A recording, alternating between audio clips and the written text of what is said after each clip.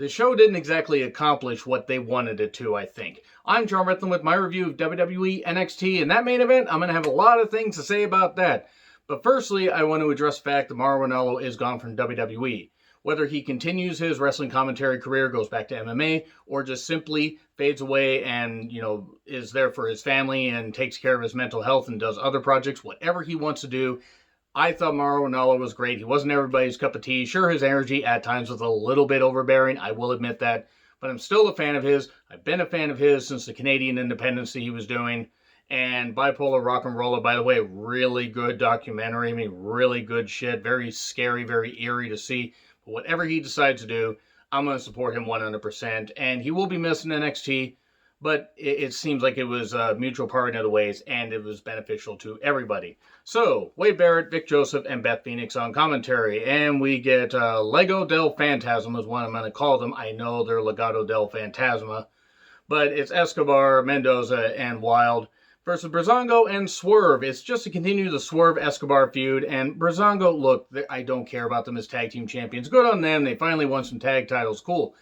Tag titles really don't mean much of anything. This was a street fight. Who set up the weapons? Who set them up? I know that usually happens with a lot of the TLC matches, and yes, the ring crew does that, but it's just like, oh, it's a street fight.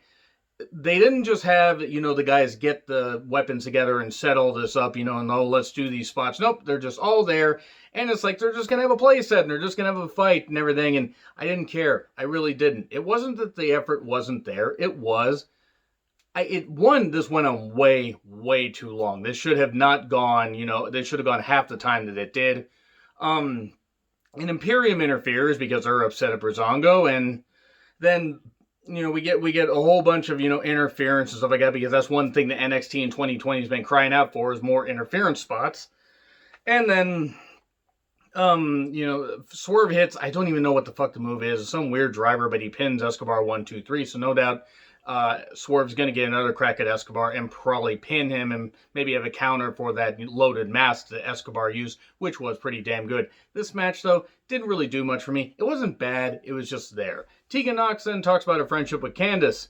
This is not the Candice I know. Bland, uninteresting, about the personality of a wet blanket. That Candice? That seems mean, because Candice actually can wrestle. I just don't care about her as a face or a heel. So Candice is new with wings, facing Casey Catanzaro and with Caden Carter there. I'm sorry, this just didn't do it for me. It wasn't bad. It was the one women's match that they had. They did hype up another women's match for next week that I'm looking forward to, but the match was there. Some weird stomp pins Casey, and there we go. And then Candice is talking about, oh no, what's she going to do? Hey, Tegan, come to my house. Dinner's on me next week. Great, we're going to get more Dinner with the Garganos. Those segments always get over with me. They don't. I know it seems like I'm being harsh on NXT, but here's the thing. NXT's gotten a free ride for a lot of years from fans. And there are some people that really still like it, and that's fine. You guys can like it. I'm not saying that you guys can't. But this 2-hour format has really exposed the fact that NXT isn't really the great brand that it's cracked up to be. And it really feels kind of like soulless and lifeless. It just feels like it's kind of there. It's very bland and everything. And I really, again, don't want to see more of, Dinner with the Garganos. So then Rhea talks about Mercedes Martinez and says, well, I'm going to have to rip you limb from limb, and I want to do it in a steel cage. Okay, there we go. One, I like Rhea Ripley's new look. And then we get Bronson Reed versus Timothy Thatcher, new theme and Titantron for Reed. I like it, and I think he's definitely got a bright future. Thatcher is very good as well. And his power versus techniques, Thatcher kept focusing on the arm. Bronson would use his power. And then after slapping Austin Theory last week, Theory, taking advantage of somebody, which he is known to do, ends up attacking Reed behind the referee's back, and then we get the Fujiwara armbar, and that taps out Reed because it's from the same arm that Thatcher's been targeting. So, okay, there we go. That's the end of that. And we're no doubt going to get Reed laying out Austin Theory pretty soon. And then we get Mercedes Martinez talking, and she accepts Rhea's challenge for next week, a steel cage. I'm for that. I think that's going to be a pretty good match. Gargano versus Balor versus Ciampa versus Cole. Adam Cole, baby. 4-wave, 60-minute Iron Man match. No DQ, no countout. A fall can only occur by pinfall or submission inside the ring. 4 men, human centipede together, and we're going to have one champion at the end.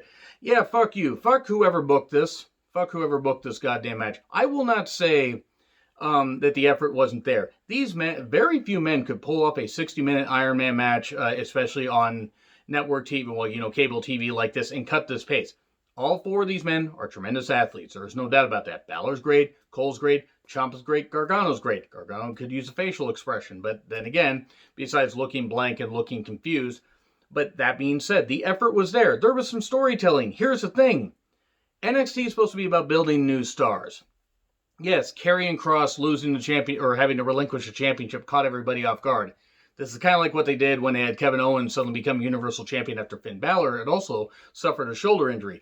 So I get why they did this. Here's the thing. If they had just had finality at the end of this instead of a hook, and after 60 fucking minutes, maybe I would have liked this a whole lot more. And here's the thing.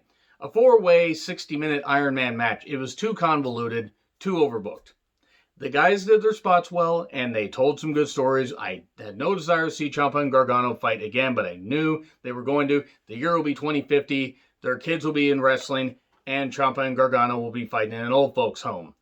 And I know that seems like, very unlikely. Maybe they won't be in an old folks' home, but they're probably not going to be moving very well, especially with all the bumps they take. And then Cole and Balor, cool. We get a too sweet moment at one point, because members of the Bullet Club and all that. Bullet Club, that faction that should have ended a couple years ago because, boy, is it overdone by now. That's going to get me a lot of hate there. I didn't like this. I didn't hate it, but it's like it had elements of good matches in there, but it just had a lot of where it's like endless padding. Yes, you're going to get that in Iron Man matches, but this is probably one of my least favorite Iron Man matches that I've seen. And it was just there. It was there. It was not nearly as good as the Bayley-Sasha Banks match at TakeOver Respect. The ebbs and flows worked at times. And then other times guys were just laying around. I didn't expect everybody to go full bore for 60 minutes, but this didn't work for me because it highlighted the fact that they aren't about building new stars anymore. Hey, we're just going to have, people underneath, Damian Priest, Bronson Reed, which I'm not saying they're ready for the main event, but they have people that could be ready, but no, let's just focus on these four guys that probably should, at least two of them should be on the main roster by this point. Gargano and Ciampa should be on the main roster. We know why they aren't, but still, they should be, or at least they should be on Raw or SmackDown, even if that is considered just a little bit above NXT. And 15 minutes in, no falls. 20 minutes in, no falls. And Cole and Balor, the too Swedish moment I talked. Coup de grace, and 25 minutes in, Cole gets pinned, and Balor goes up 1-2, and then fairy tale ending to Balor, but Gargano steals the fall, and he gets the fall, so it's 1-1-0-0. And then with the Panama Sunrise pins Gargano, about 35, 36 minutes in, and then fairy tale ending to Cole, so 37 minutes in, everybody's tied up, so we're right back to where we were, and then, a kick to the knee, as Ciampa's selling his knee and everything, his previously injured knee.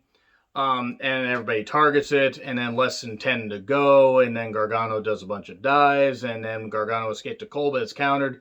Ciampa does the same thing he did to Jake Atlas, hitting him underneath the ring.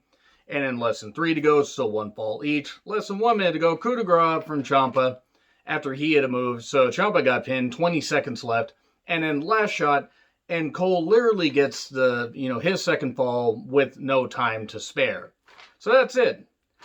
This is what I got to say about that ending. We're going to do sudden death next week, and we're going to have Cole versus Balor. Why the fuck didn't you just have Cole versus Balor in a 2 out of 3 falls match? Why did you need to involve Gargano and Ciampa? This match had the effort there. The talents did well, but it feels like a fucking cop-out ending. Triple H is not the genius booker that we all say he is. And if this was on AEW, if this was on New Japan Television, whatever, I would rail against it just as much. For the biggest company in the world, for the best brand in WWE, this was a cop-out, and this was like, oh, we're just going to hook people. After 60 minutes, nothing fucking got solved. Now we're just down to 2 people. Maybe we should have just had a match between these 2 people and then just done it like that. But no, that would have made too much goddamn sense. Whoever fucking booked that's a goddamn idiot. I'm sorry. Balor and Cole will be a good sudden death match. It'll probably go about 20, 25 minutes on NXT TV, and it will be what it is. But they did a whole lot. They did a whole lot just to get to a spot they could have just gotten to without doing all this shit. But anyway, let me know what you think in the comments. Like, share, subscribe, Twitter handle in the description. I'm John Ritlin. I'll see you soon.